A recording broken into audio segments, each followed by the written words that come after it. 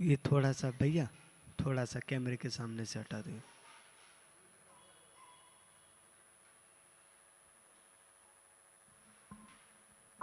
स्वाभिमान भाव। अपने दोनों हाथों को जोड़ लेंगे। प्रभु परमात्मा का मंगल में नाद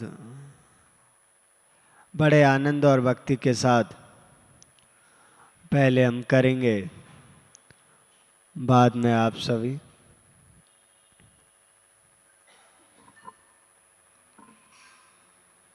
ओम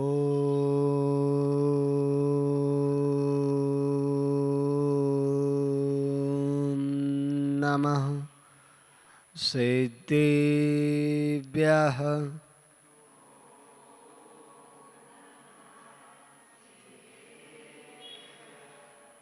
णमोजडाणम। जय बोलिए महावीर भगवान की।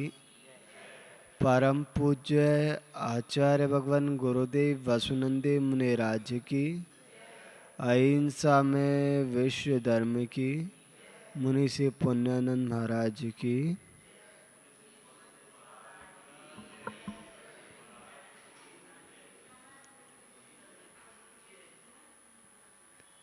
जिनेन्द्र देव के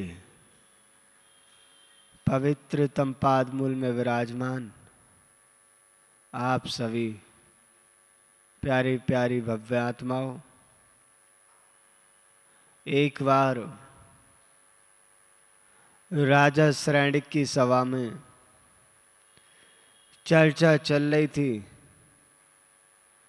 कि सबसे ज्यादा बलवान कौन होता है, सबसे ज्यादा ताकतवर कौन होता है।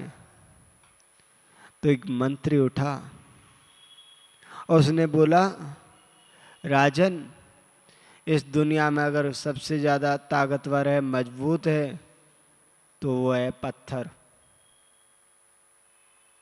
वो जहां भी जाता है अपना वर्चस्व जमा लेता है, उसे कोई नहीं मार सकता, उसे कोई नहीं गिरा सकता। उसी समय दूसरा मंत्री बोला, राजन, मैं इस बात से सहमत नहीं हूं। अगर पत्थर से भी ज्यादा मजबूत है तो वो है लोहा। लोहे का घन जब उस पत्थर पर पड़ता है तो पत्थर टूट जाता है, वो चूर चूर हो जाता है। उसी समय तीसरा मंत्री भी बोला, राजन, मैं मंत्री की बात से संतुष्ट नहीं हूं। अगर लोहे से भी ज्यादा अगर कुछ है मजबूत जो लोहे को भी खत्म कर सकती है तो वो है अग्नि। अग्नि में ऐसी ताकत है, कितना भी बड़ा लोहे का पहाड़ भी क्यों ना हो उसे भी गला देती है। इतने में ही एक मंत्री बोला कि राजन, अग्नि से भी ताकतवर कुछ है। बोले, अग्नि से ताकतवर क्या है? अग्नि तो ऐसी है, सब कुछ जला के खाक कर देती है, और उससे ज्यादा ताकतवर कुछ है? हाँ, वो है जल। कितनी भी तीव्र अग्नि की लपटें क्यों ना हो, अगर जल आ जाए, मूसलाधार बारिश हो जाए, तो अग्नि को शांत कर देती है। महान भाव। बोले, इससे भी बड़ा कोई ताकतवर है? बोले, हाँ है ना, वो है हवा का झोंका। अगर हवा का झोंका आ जाए तो बारिश को यहां से वहां ले जाता है। महान भाव। बोले, अगर इस हवा को भी कोई रोक सकता है तो वो है पत्थर, पर्वत। अगर पर्वत खड़ा हो बीच में तो कितनी भी तेज तूफान चल रहा हो, वह तूफान थम जाता है। महान भाव। सभी की बातें कहीं ना कहीं एक अपेक्षा से ठीक हैं, सब ठीक कह रहे हैं, लेकिन महामंत्री अभय कुमार खड़े हुए और बोले, राजन, अगर इन सब से भी अगर कोई बड़ी मजबूत है, ताकतवर है, तो वो है संकल्प। जिसके जीवन में संकल्प होता है उसके जीवन में कोई भी कार्य असंभव नहीं होता। कुछ लोग कहते हैं, महाराज जी ये काम तो असंभव है, और कुछ लोग कहते हैं, महाराज जी ये काम तो मेरा चुटकियों का है। न कोई काम संभव होता है और ना कोई काम असंभव होता है। ये सब कुछ हमारे मन की धारणा होती है। अगर हमारे मन में हमने सोच लिया इस काम को मैं 2 मिनट में कर दूंगा, तो वो काम 2 मिनट में भी हो जाता है। और एक बालक ने सोच लिया मैं जिंदगी में कभी आईपीएस नहीं बन सकता, तो पूरी दुनिया आ जाए तो उसे आईपीएस नहीं बना सकती। आईपीएस तो छोड़ो, एक सामान्य क्लर्क नहीं बना सकती, चौकीदार नहीं बना सकती। महान भाव। लोग कहते हैं महाराज जी मोक्ष मार्ग में तो बहुत सारी मुश्किलें हैं। मुश्किलें मार्ग में आती नहीं है, लाई जाती हैं। हम लोग चल नहीं रहे, चल रहे। मुश्किलें आप लोगों को दिख रही हैं, हमें नहीं दिख रही। क्यों? क्योंकि आप लोगों ने अपने मन में सोच लिया है कि कैसे केसलूच होता होगा, कैसे भूखे प्यासे रहते होंगे, कैसे सर्दी गर्मी में अपना जीवन व्यतीत करते हैं। लेकिन मुश्किलें हैं नहीं, मुश्किलें हम लोगों ने बना ली हैं। महान भाव। इसलिए कुछ दिन पहले भी बताया था, सकारात्मक सोच रखो। जिसके जीवन में सकारात्मक सोच होती है उसका जीवन आनंद में होता है, और जिसकी नकारात्मक सोच होती है उसके पास सब कुछ होने के बाद भी वो परेशान रहता है, दुखी रहता है, रोता रहता है। हमारे पास कई लोग आते हैं, सब कुछ है, पैसा है, बंगला है, गाड़ी है, बीवी है, बच्चे हैं, सब कुछ जो आज के समय में आप लोगों को चाहिए, फिर भी वो रो रहा है। क्यों? क्योंकि उसकी सोच नकारात्मक है। महान भाव। क्या करें महाराज जी, हम बहुत करते हैं संकल्प लेना, लेकिन ले नहीं पाते। क्यों? क्योंकि संकल्प के साथ विकल्प आ जाता है। वी यानी कि 2, कल्प यानी कि कल्पनाएं। जहां 2 कल्पनाएं मिल जाती हैं वहीं विकल्प बन जाता है। महाराज जी मन है कि व्रत ले लूं, लेकिन दूसरे क्षण क्या विचार आया, अरे यार व्रत ले तो रहा है, कहीं टूट गया तो। महाराज जी रात्रि भोजन करने का भाव तो है, लेकिन अगर बाहर गए तो क्या होगा। जैसे ही आपने संकल्प लेना प्रारंभ किया उसी समय विकल्प आ जाता है, और जहां पर विकल्प आ गया वहां संकल्प आप ले ही नहीं पाओगे। गुरुदेव हमारे बताते हैं कि जो सुई होती है वो एक मुंह में धागा होता है, एक मुंह से सीती है। अगर दोनों मुंह में धागे डालने का वो छेद हो तो वो सुई कभी सी नहीं पाएगी, और दोनों तरफ अगर नुकीली हो तो भी ना सी पाएगी।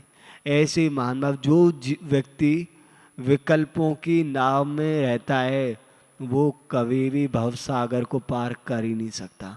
समुद्र में हैं हम भी, आप भी, सब लोग। अब नाव बहुत सारी हैं समुद्र में, नाव एक नहीं है, बहुत सारी नावें होती हैं। आप जाना बनारस में कितनी सारी नाव खड़ी हैं तट पे, लेकिन आपको अगर वो नदी पार करनी है तो कितनी नाव में चलना पड़ेगा? 1, 2, 4, 6, कितनी नाव में? जो व्यक्ति एक से अधिक नाव का सहारा लेता है वो उसी नदी में घूमता रहता है, और घूमता ही नहीं, मुंह के बल गिर जाता है, उसमें डूब जाता है। फिर कोई पुण्य का उदय आता है, कोई हाथ पकड़ के खींच लेता है, नाव में बिठा लेता है, लेकिन क्या होता है मन में फिर लालच आ जाता है, भैया ये नाव इतनी अच्छी नहीं है, वो देखो वो वाली नाव बहुत बढ़िया लग रही है, उसमें बढ़िया पेंट वेंट हो रहा है, बढ़िया तेज चल रही है, एक काम कर लेते हैं, एक पैर उसमें रख लेते हैं तो हम जल्दी पहुंच जाएंगे। कई बार हम जल्दबाजी के चक्कर में और ज़्यादा लेट हो जाते हैं। महान भाव।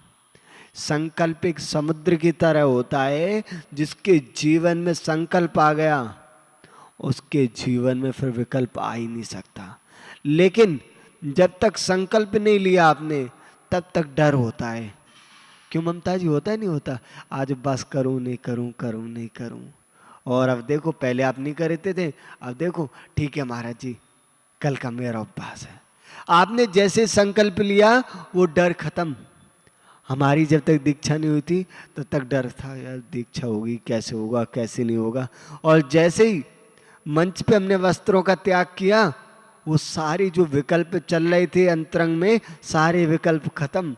कौन क्या सोचेगा, क्या देखेगा, क्या नहीं देखेगा, सब छोड़ो, मैं जैसा हूं अब वैसा हूं।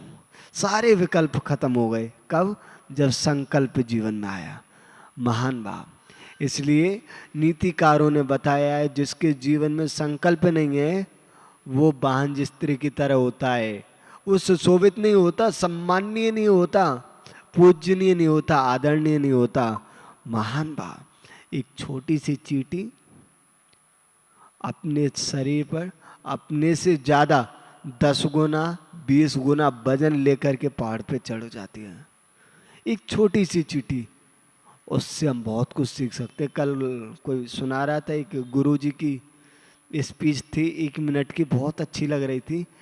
जब एक नन्ही चींटी दाना लेकर चलती है, गिरती है और फिर फिसलती है, लेकिन उसकी कभी हिम्मत नहीं टूटती और वो आखिर में एक दिन उस पहाड़ की चोटी पे पहुंच जाती है। कितने सारे बालक हैं जिनको 10-10 साल हो गई परीक्षा देते हुए, आज तक पास नहीं हुए, लेकिन उन्होंने हिम्मत करना नहीं छोड़ा। महान भाव। इसलिए लोग कहते हैं महाराज जितने सारे व्हीकल आ गए, किसी के पास फरारी गाड़ी है, किसी के पास ऑडी है, पता नहीं कौन कौन सी गाड़ी आ गई, किसी के पास विमान है, हवाई जहाज है, हेलीकॉप्टर है। महाराज जी हम यहाँ से अमेरिका 2 घंटे में, 5 घंटे में, 10 घंटे में पहुँच जाएंगे। अब तो बहुत आसान हो गया। यहाँ से गोमटेश्वर जाना है, रांची जाओ, फ्लाइट लो, 2 घंटे में गोमटेश्वर। लेकिन हम कहते हैं ये यान तो आपको कभी भी बीच में गिरा सकते हैं, लेकिन जिसके पास संकल्प रूपी यान आ गया तो वो कभी रास्ते में गिरेगा ही नहीं, वो अपनी मंजिल को पार कर ही लेगा। संकल्प से बड़ा यान ना आज तक था, ना है और ना कभी होगा। महान भाव। देखो अपने गोमटेश्वर में जो बाहुबली स्वामी की प्रतिमाएं किसने बनवाई? चामुंडराय ने, अकेले व्यक्ति ने बनवाई। उसने संकल्प ले लिया कि मेरी माँ का जो सपना है उसे पूरा करूँगा। नहीं, आज के समय में हमें तो लगता नहीं कोई अकेला व्यक्ति इतनी बड़ी प्रतिमा और इस तरह से बनवा पाए। 12 साल का समय लगा, सोचो। और इतना ही नहीं, जितना पत्थर उस चट्टान में से निकलेगा उसके बदले में सोना देता था कि तुम पत्थर निकालते जाओ, उसको उकेरो और बढ़िया रूप दो, उतना सोना मैं तुम्हें दूंगा। संकल्प था, तोड़ा नहीं कि अरे कौन बनवाए, कितने दिन लगेंगे, चलो छोड़ो और कुछ करवा लेते हैं। नहीं, बनवाना है, संकल्प नहीं छोड़ा। एक बिटिया का नाम आता है मनु, आप लोग शायद जानते होंगे, नाम सुना है? मनु यानी कि रानी लक्ष्मीबाई। उसका ग्रस्त में जब वो छोटी थी, कुमारी अवस्था में थी, तो उसका नाम था मनु। वो अकेली बिटिया जिसने लगभग 10-12 साल की उम्र में अस्त्र शस्त्र चलाना सीख लिया, और उस अकेली बिटिया ने फिरंगियों को इस देश से भगा दिया, चाहे स्वयं ने अपने जीवन का बलिदान दे दिया। ग्वालियर में अपने शरीर का अंत हो गया, लेकिन उस अकेली बिटिया ने हिम्मत नहीं छोड़ी और इस देश को आजादी दिलवाई। महान भाव। ऐसे कई उदाहरण आते हैं जिन्होंने, एक नाम आता है निक, एक व्यक्ति है निक, जिसके हाथ नहीं है पैर नहीं है, जिसके हाथ नहीं है पैर नहीं है, यहाँ तक हाथ है बस कोहनी तक, और पैर भी नहीं है, लेकिन आज उसकी स्पीच सुनने के लिए लोग करोड़ों देते हैं। और वो इतना बड़ा तैराक है कि उसने भारत के लिए गोल्ड मेडल आदि दिलवाए। जिसके हाथ पैर नहीं वो तैर सकता है क्या? तैर सकता है? ऐसा लगता है ना असंभव सा, लेकिन उसने हिम्मत नहीं हारी और तैरना शुरू किया। आज वर्ल्ड में उसका नाम है। महान भाव। इसलिए जीवन में हमेशा सकारात्मक सोच रखो। जिसके अंदर संकल्प की शक्ति आ जाती है उसके अंदर आसपास की सारी शक्तियाँ आ जाती हैं, सारी चीज़ एक्टिवेट हो जाती हैं। किसी ने कहा है, एक ने पूछा चिड़िया से, ये जो आशियाना है तेरा घर है कैसे बना? तो चिड़िया ने बहुत अच्छा उत्तर दिया, यूं ही नहीं मिलती राही को मंजिल, यूं ही नहीं मिलती राही को मंजिल, एक जुनून सा दिल में जगाना पड़ता है। यूं ही नहीं मिलती राही को मंजिल, एक जुनून सा दिल में जगाना पड़ता है। पूछा चिड़िया से, कैसे बना तेरा आशियाना? पूछा चिड़िया से, कैसे बना तेरा आशियाना? बोली, भरनी पड़ती है उड़ाने बार बार, भरनी पड़ती है उड़ाने बार बार, तिनका तिनका उठाना पड़ता है। महान भाव, चिड़िया का जो आशियाना एक बार में नहीं बनता, जाती है, दाना लाती है, उसमें जोड़ती है, तिनका लाती है, उसमें जोड़ती है, कई बार कई तिनके रास्ते में गिर जाते हैं और कई बार उसका आशियाना आंधी से तूफान से टूट जाता है, लेकिन फिर भी वो हिम्मत नहीं हारती। महान भाव, अगर सब कहते हैं कि मेरे सपने पूरे होने चाहिए, सपने उसी के पूरे होते हैं जिसके अंदर एक आग हो। जिसके अंदर आग नहीं आलस्य है, वो कभी अपनी मंजिल को प्राप्त कर ही नहीं सकता, वो कभी अपने सपनों को साकार कर ही नहीं सकता। अगर भगवान बनना है तो एक अंतरंग में तड़प होनी चाहिए। जब हम घर में थे तो मैं अब कई बार लगता है वो तड़प हमारी कम तो नहीं हो गई। जब गृहस्थ में थे एक तड़प थी, छटपटाहट थी कि भगवान कैसे भी करके कल्याण करना है, इस दलदल से निकलना है, अपनी आत्मा को परमात्मा बनाना है। और वो उस तड़प ने, उस आग ने हमको घर छोड़वा दिया, घर से मोक्ष मार्ग में ले आए। और हम सोचते हैं अगर वही तड़प आज फिर और बढ़ जाए उससे ज़्यादा, तो हमें लगता है कि हम संसार में ज़्यादा ना टिक पाएंगे। महान भाव, एक नाम आता है, ये उदाहरण सुना के अपनी बात को पूरी करेंगे। शुद्धोधन, राजा शुद्धोधन थे, उनके पुत्र थे सिद्धार्थ। आपने सुना हो, बचपन में कहानी पढ़ी होगी स्कूल की किताबों में।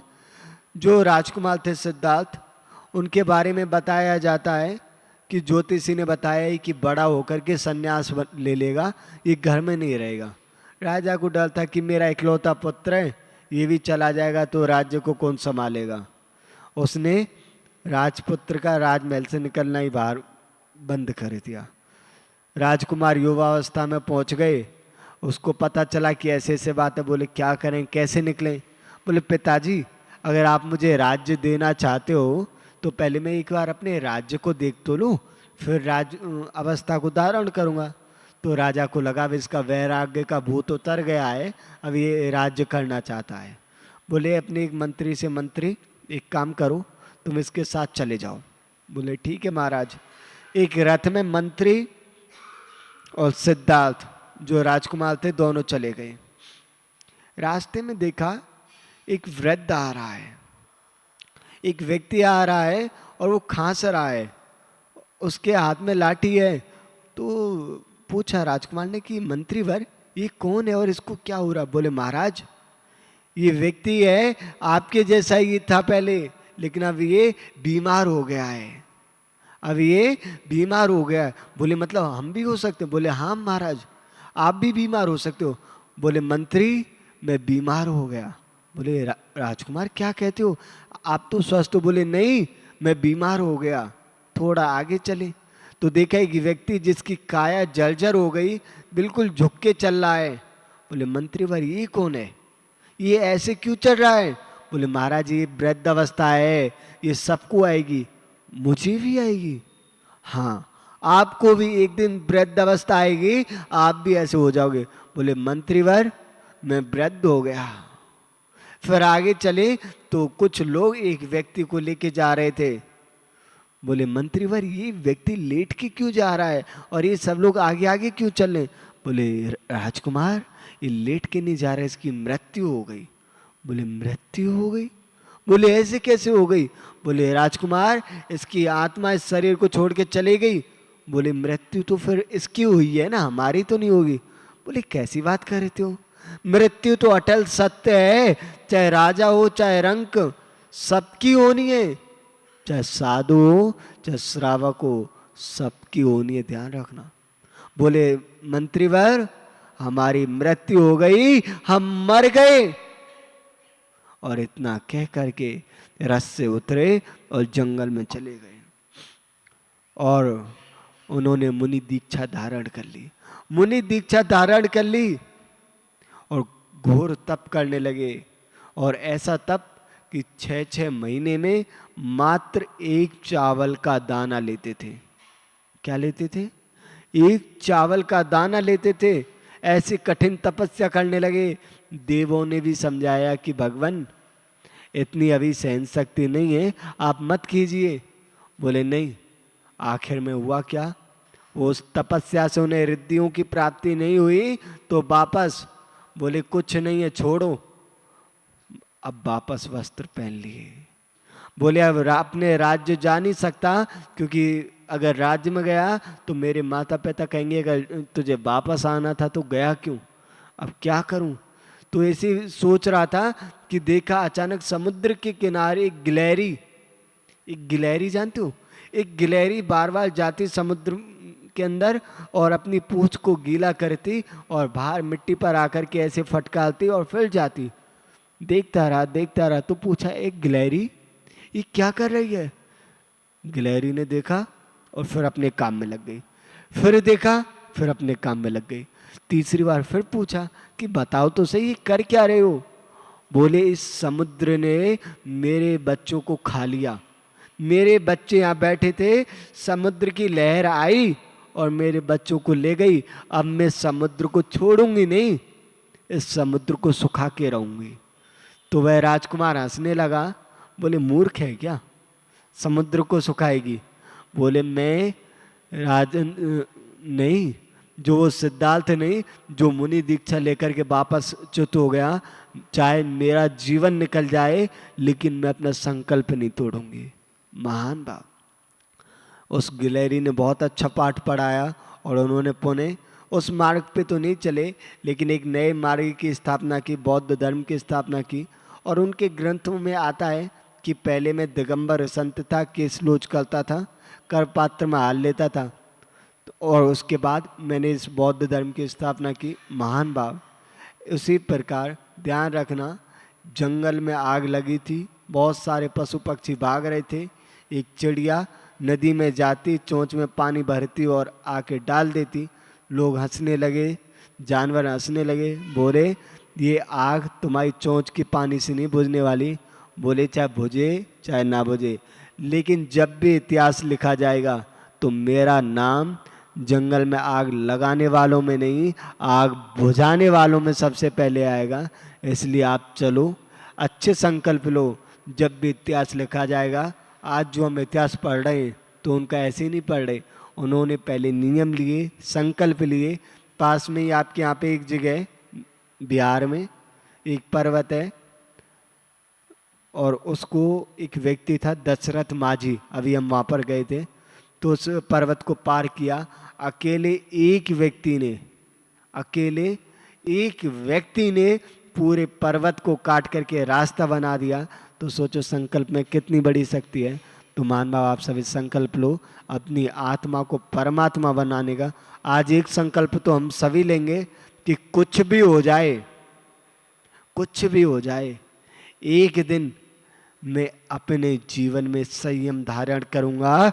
मैं तीर्थंकरों का चिन्ह पीछे कमंडल को धारण करके अपनी आत्मा का कल्याण करूंगा। चाहे कुछ भी हो जाए, चाहे अंत समय में ही सही, लेकिन भावना बाहर नहीं है कि भगवान मैं महाव्रतों को धारण करके इस शरीर का परित्याग करूं। तो महान भाव, तभी हमारे जीवन सफल हो पाएगा। आज बस इतना ही।